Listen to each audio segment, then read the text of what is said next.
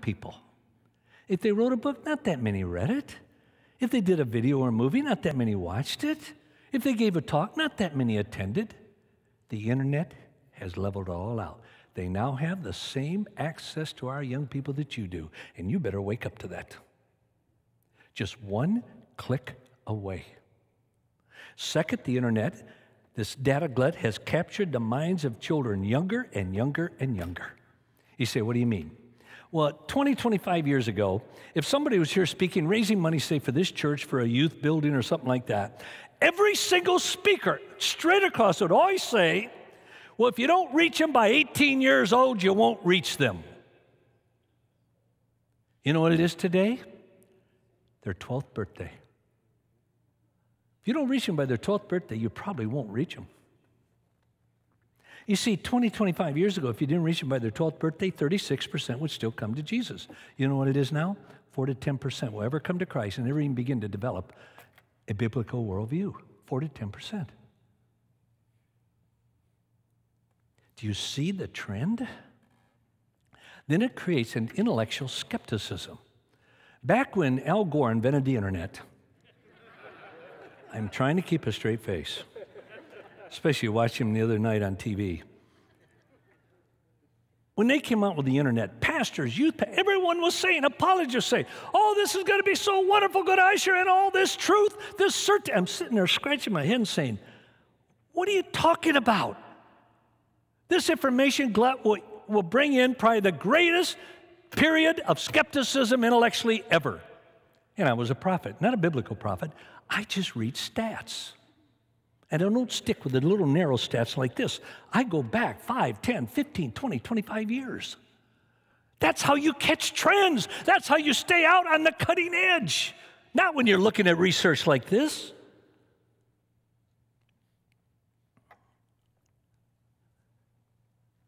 You don't believe me in that? Go to a middle school, high school, university with me. A Christian school or anything. Now, you have to make a dogmatic statement. Like, Jesus Christ is the Son of God. The Bible is the only Word of God, etc. And I'll guarantee you, you will hear this. Even from believers. Well, how do you know that's true? There's so much out there. Josh, tomorrow they could discover something different. How do you know it's true? How do we break through that? I have an idea at the end of my talk. How do we get their attention? Then third, the third foundation for almost all trends today, pervasive internet pornography.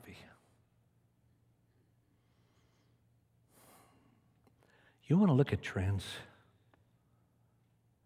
I doubt there's one person in this room, including me, even begins to know how big pornography is. But let me tell you, in the next 3 to 4 minutes, you're going to get an education. And I guarantee you, you won't know what I'm going to share in the next 3 to 4 minutes. In 1998, there were 14 million pornographic web pages. In 2003, it went to 26 million. 2006, 420 million pornographic web pages. 2010, 500 million pornographic pages. 2012, 980 million. 2016, over 2 billion. You talk about a trend that has devastating intellectual implications. It would take one person to look at that 4,083,000 days or 11,180 years. Just at 1 minute of pornographic video or shot to just look at that. There are more than 26 million pornographic websites. What I'm sharing right here probably is having a greater effect on intellectual acceptance of Christianity, etc., than anything I mentioned tonight. Anything you've heard here already today. One top porn site I don't mention because I just don't want to, it's hard to get these stats without seeing porn. I've learned a way to do it most of the time. One porn site out of 26 million last year had 18.35 individual visits. That's only one of 26 million. Another porn site last year had 78.9 billion videos viewed. Another site every second. Well, let me go back to this. That 78.9 billion is one site produces and distributes 11 videos for every man, woman, and child and baby alive on the face of the earth. That's only one of 26 million sites. Another site in this last year every day had over 100 million visitors every day.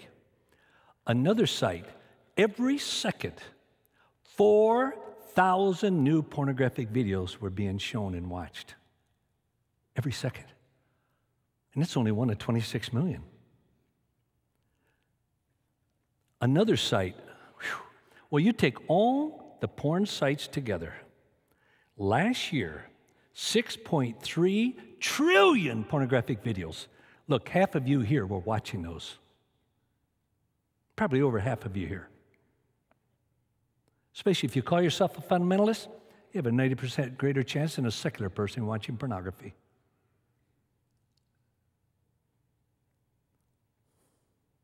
Total porn videos on all sites watched in one day, 17 billion.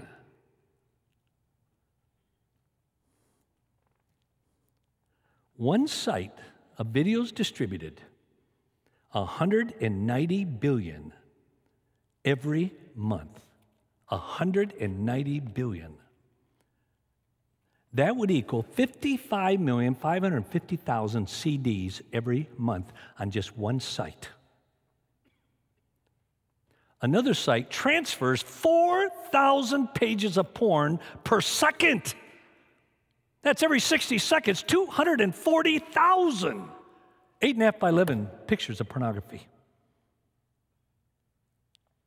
One porn site distributes porn equal to 58,000 years of music played continuously each year.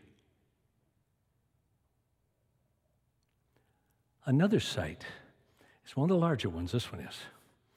And I calculated out, in the last 30 days, it distributed of what you call raw data, pornographic data, 29 petabytes in 30 days.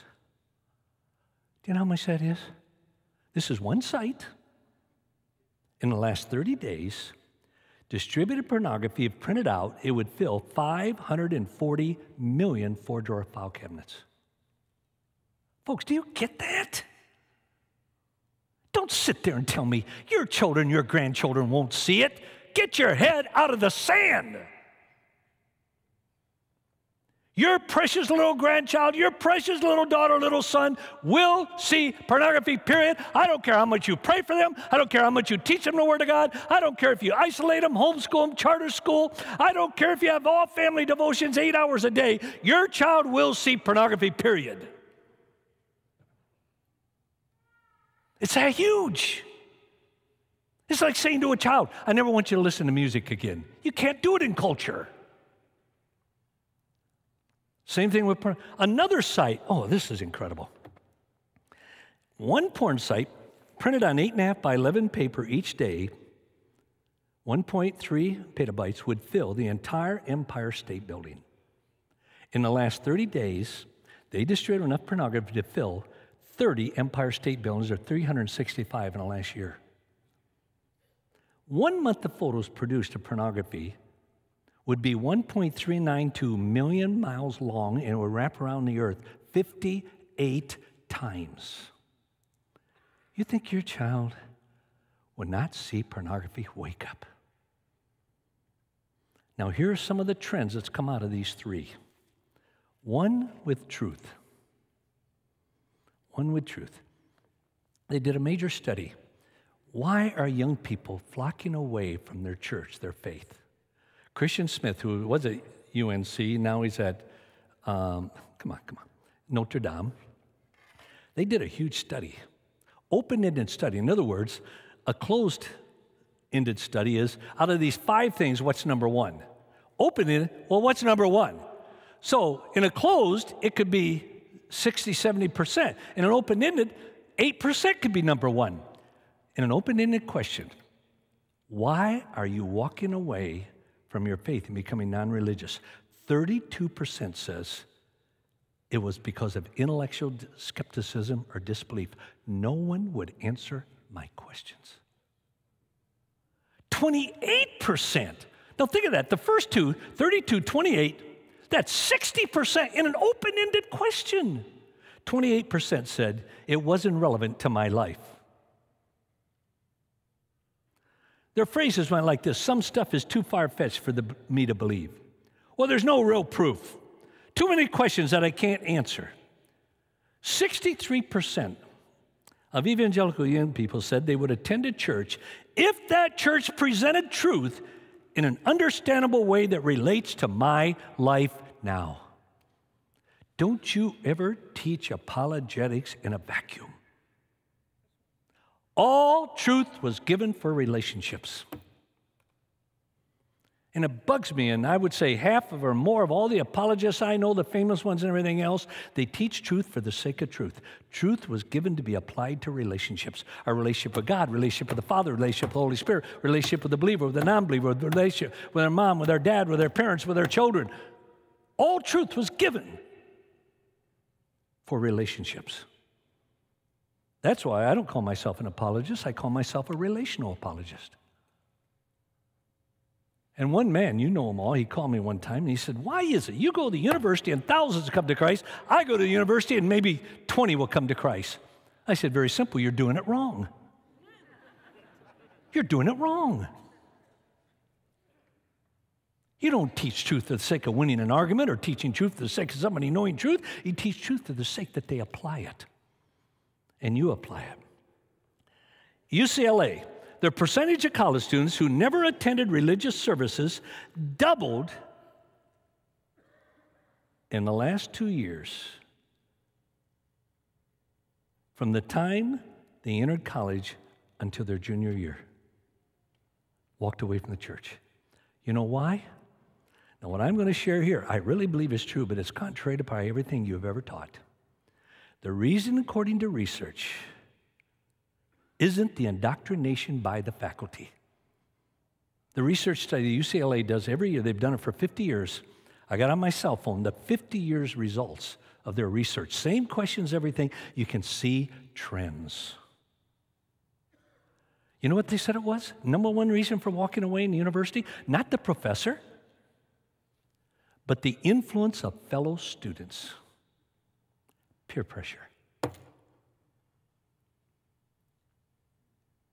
If we do not raise up Christian students to not just know what they believe, but why in the world they believe it, then we ought to take our shingle down because they won't last.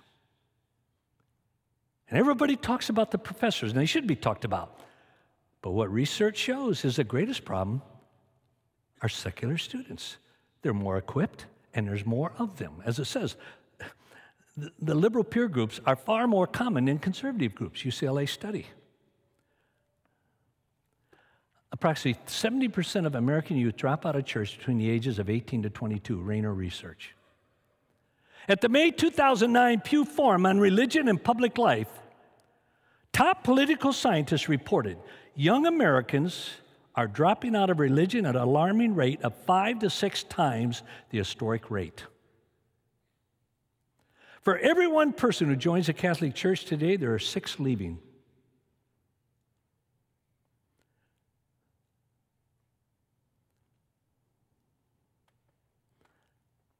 A generation ago, 5 to 10% had no religious preference. Today, it's almost 40%. See the trend?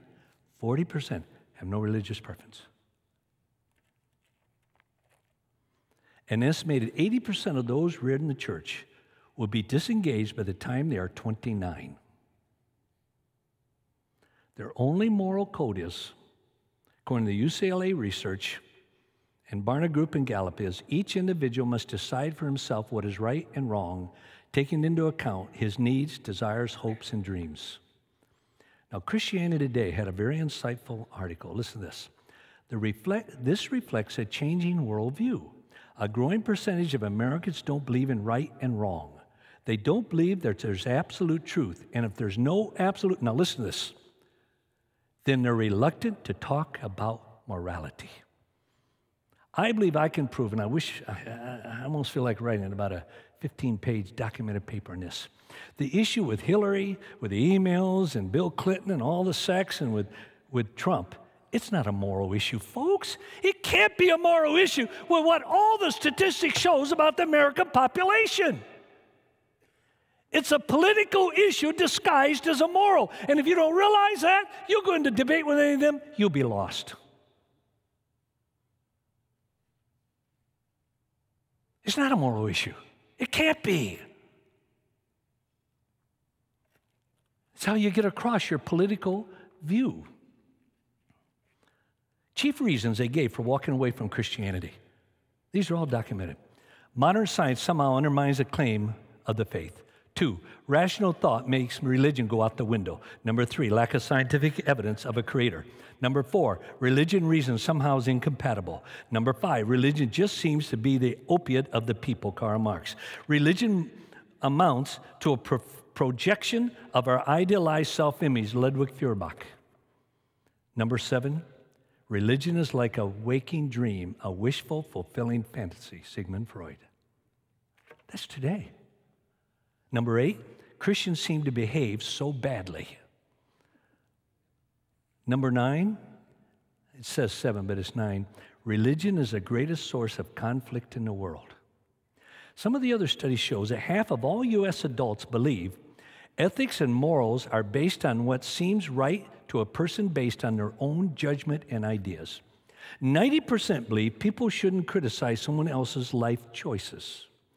80% say people can believe whatever they want as long as those beliefs don't affect society. 90% say, or 91%, the best way to find yourself is by looking within yourself. 86% say to be fulfilled in life, you should pursue the things that you desire most. 88%, each person has to decide his or her own sexual boundaries. It just came out today in Germany. Gladstone Institute. Headlines, put it up there. We don't have it.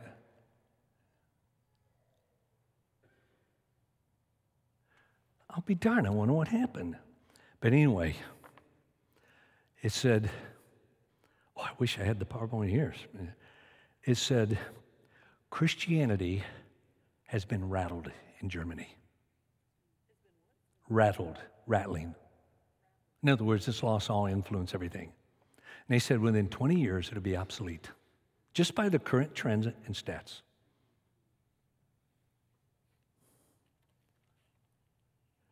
"63% of young adults said they would attend a church if that church presented truth in an understandable way that relates to my life now."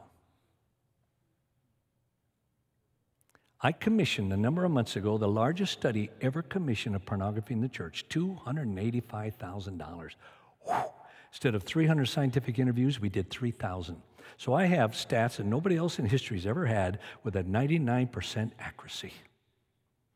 Here's one of the things it shows. Believe moral truth is relative. Elders, 39%, boomers, 41%, Generation X, 44%, millennials, 51%. Do you see the trend?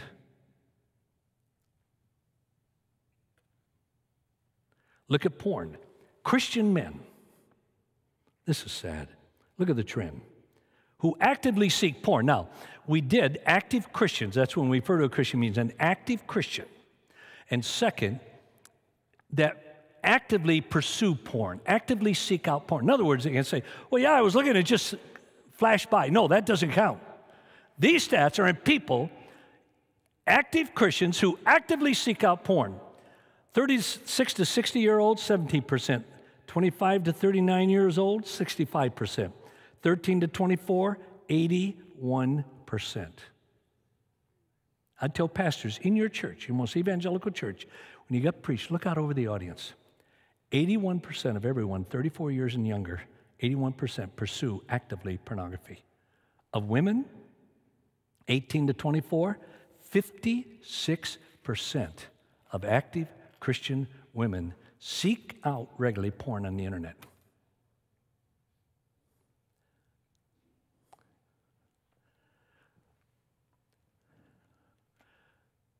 Those who viewed porn before puberty or during adolescence, the boomers, 6%. Generation X, 13%. Generation Z, 27%. Millennials, 92%.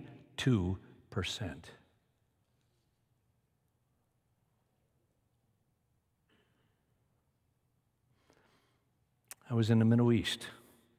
Was in a country that they bragged about being the most elite Christian school in the world. And it is good. Oh my gosh, they got an incredible curriculum, everything. I spoke there on sex, love, and relationships. Pornography came up. Well, that's a hot button for me, and I laid into the subject. The headmaster was upset for me. He said, we don't have that problem here. That's when you know, why in the world, how did that guy ever get into education? There's more disconnects than anything. But after I left, they started to see things because some of my comments. So they did a 20-question questionnaire just to ask 2 questions. So it wouldn't be threatening or anything else. And in there, they put in 2 questions. Do you watch porn on the internet? These are 13 to 15-year-olds, 337 of them. Do you watch porn on the internet? Second question, do you need help dealing with this? This was all concealed in 20 questions. Last February, I think it was the 18th, they sent me an email and said, Josh, we're staggered. Every single one, 337, said, do you watch porn on the internet? Said yes. Do you need help? Every single one of them said no. It's not much different here, folks. I was just in another Eastern European country. It was hosted by Crew. And one of the meetings, there were 2,400. It would be about 17-year-olds to 28-year-olds. In other words, the last 2 years of high school and university. And now we had, 355 trusted Christ as Savior and Lord. Well, I'll never do a meeting unless they have planned and the people to do 5 one-hour follow-up appointments. They did something that no one's ever done, Crew did, Campus Crusade. On the second follow-up appointment, they asked every one of them, do you watch porn they ask them, what is your greatest barrier to becoming a true follower of Jesus Christ? March 24th, that afternoon, I got an email from them. They said, Josh, you will not believe this. Every single one of those 355 new Christians said, I have a problem with pornography and I need help.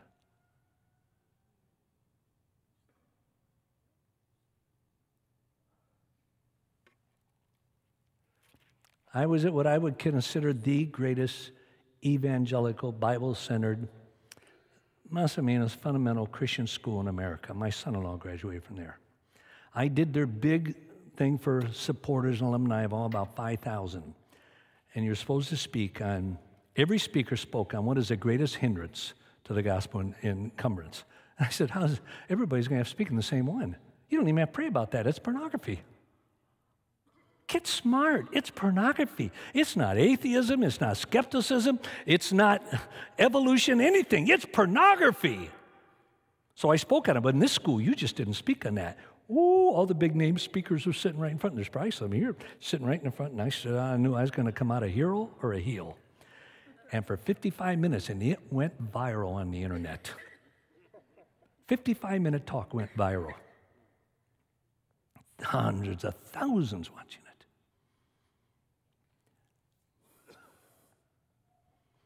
I was at breakfast. Here was a man talking to these students coming. I said, what are you? He said, I'm a recruiter for our church, a big evangelical church, 10 minutes from my home in California. And I said, what are you doing? He said, I'm interviewing for a youth pastor job. I said, tell you what, do you ask them about pornography? And just like most people, well, of course not. That's when you know they're totally disconnected. Whether it's a pastor, a seminary professor, whatever, they're disconnected. They'd probably be more effective selling used cars. And I mean that. When you don't know what's going on in culture, folks, why teach? Because you're usually irrelevant. And I said, why don't you ask this question? Just as you're getting going, be very casual, not threatening in any way, just like you're totally accepting, and say, do you watch pornography on the internet? He said, why? I said, just do it and see what happens. 2 days later, I finished my last of my talks and everything else. I'm going through the revolving door at the hotel. He was coming out the other way. I said, how'd the interview going? He stopped. He said, a disaster. I said, why? He said, I interviewed 14 students to be youth pastor. 12 of them are addicted to pornography and the internet. And this is one of the top evangelical, fundamental, Christ-centered, biblically based schools after high school you can ever go to. It's true everywhere. In the study, now think of this, 18 to 24-year-old active Christians, 18 to 24-year-old, 95% said, whenever I talk with friends about pornography, it's in either a neutral, accepting, or encouraging way. 95%. Only 5%, 1 out of 20 of 18 to 34-year-olds, only 1 out of 20 would say that they even have one friend who thinks viewing pornography is bad. These are active Christians in the church. Of 13 to 18, 11%. 1 in 10 of active Christian teenagers say they have a friend who would say viewing pornography is bad, only one friend.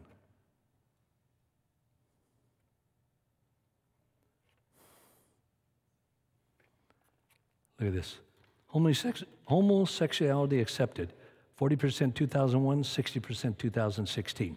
Teen sex acceptable, 2013, 32%, 2016, 37%. Pornographic tracking upwards, it's gone from 31 to 34. Approval of porn, women 25%, men 43%. These are active Christians. What do we do? What do we do? As Chuck Swindoll said, pornography is the greatest cancer in the history of the church. And only 7% of evangelical churches, Richard, has any program whatsoever to help anyone on pornography. Especially the most suffering person in the world in every church in the furthest out jungle is that woman married to a porn addict. And the church doesn't deal with it. That's the saddest, most hurting person in the world. And we have nothing. Only 7% of churches. Now let me wrap it up. Right there. Bill Hybels came onto the scene. Now you might take notes here. Bill Hybels came onto the scene a while back. You remember, Richard, and he said, we got a problem. They did a huge study of their church and overwhelmingly showed they had not created true followers of Jesus.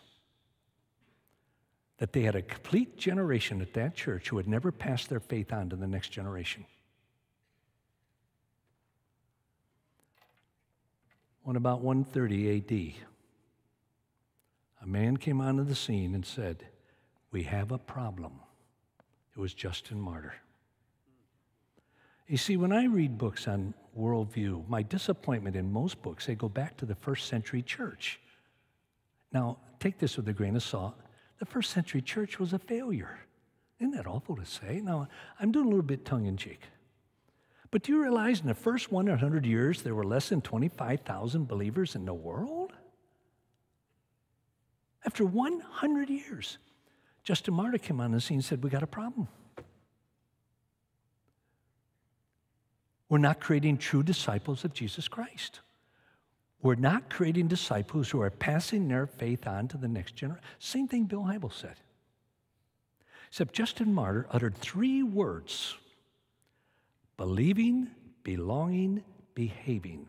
And with that 4 principles that I'll touch in just a minute, in 2 minutes, those 3 words and those 4 principles took the church from less than 25,000 believers to over 20 million in the next 200 years at the Council of Nicaea.